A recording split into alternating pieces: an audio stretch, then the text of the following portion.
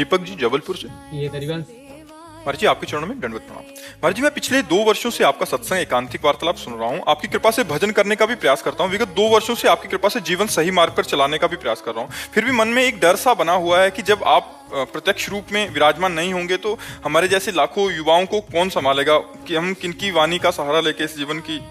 भगवान की ऐसी लीला है कि इसका नाम है मृत्यु लोक। यहाँ मरना तो पड़ेगा भैया, चाहे हम हो चाहे आप हो, समय आने पर शरीर छूटेगा। तो हमें लगता है कि संतों की वाणी हमारा सहयोग करती है। जो संतों के वाक्य हैं वही हमारे गाइड है।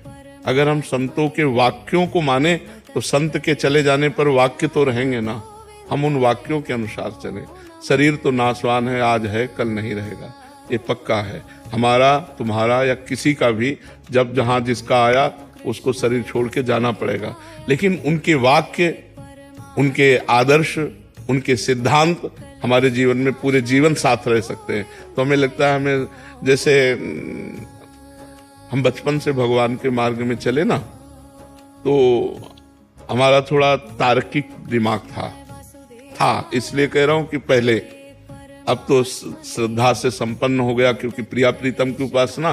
पहले सन्यास मार्ग में तो बच्चापन से हमारा तार्किक दिमाग था। किसी व्यक्ति का सानिध्य स्वीकार करना हमारे स्वभाव में नहीं था।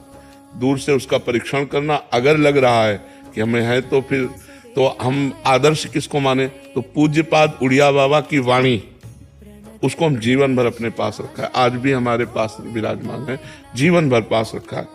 संत को ऐसा चलना चाहिए, ऐसे चलना चाहिए। बाबा ने जो जो उपदेश किए बस उन्हीं का, बाबा के चरणों का आश्रय लेकर के, उन्हीं को गुरु मान करके, उन्हीं के बात मानकर आज भी उन्हीं के वचनों के अनुसार चलने की चेष्टा कर रहे हैं। तो संत वाणी हमें कभी अनुभव में नहीं आया कि उड़िया बाबा नहीं है, क्योंकि उनकी बात बाबा ने ये कहा, बाबा ने ये कहा, ऐसा करना चाहिए, ऐसी परिस्थिति में ऐसा करना। पूरा इतना मोटा ग्रंथ है, बाबा के उपदेश ही उसमें है। साधक के लिए, ज्ञानी के लिए, भक्त के लिए, स्त्री के लिए, पुरुष के लिए, बच्चा के लिए, सबके लिए उपदेश है। तो वही जीवन भर आदर्श माना। तो हमें लगता है अगर हम संतों की वाणी को अपना मित्र बना लें तो वियोग का दुख नहीं अनुभव होगा। अगर हम शरीर को अपना मित्र मानेंगे तो ये मरण धर्मा है, इसका नाश होगा। आज नहीं तो कल जरूर नाश होगा। ये नाशवान का नाश होगा, मुझ अविनाशी का कभी नाश नहीं होना। तो अविनाशी की वाणी को मानो तो अविनाशी पद में आ जाओगे। विनाशी शरीर तो इससे प्यार न करो, ये नाशवान शरीर है, इसकी महिमा बिल्कुल कुछ नहीं है। पानी का बुलबुला अभी दिखाई दे रहा है, 1 मिनट में फूट गया। कहो बोलते बोलते रा बोल पाए, धा न बोल पावे। ऐसा सिस्टम है कि हम राधा उच्चारण करना चाहते, रा ही बोल पाए, धा तक पहुंच ही नहीं पाए, चले गए। ये बहुत विचित्र खेल है। इसलिए हमें किसी भी शरीरधारी से आसक्ति नहीं करनी चाहिए। व्यवहार भगवत स्वरूप मान के करना चाहिए और आसक्ति अविनाशी से करना चाहिए।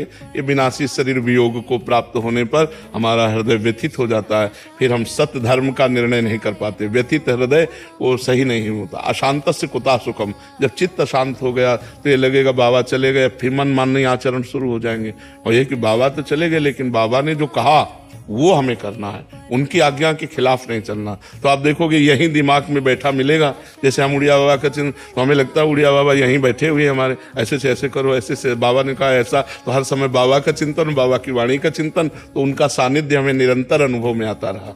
महाराज जी, जब कभी मन परेशान होता है तो ना आपके आगे धाम में दर्शन कर लेते तो बिल्कुल सब शांति, मतलब क्या एक वो डर रहता है। हाँ, ये अब इसमें हमारा भी बस नहीं कि हम बने रहे।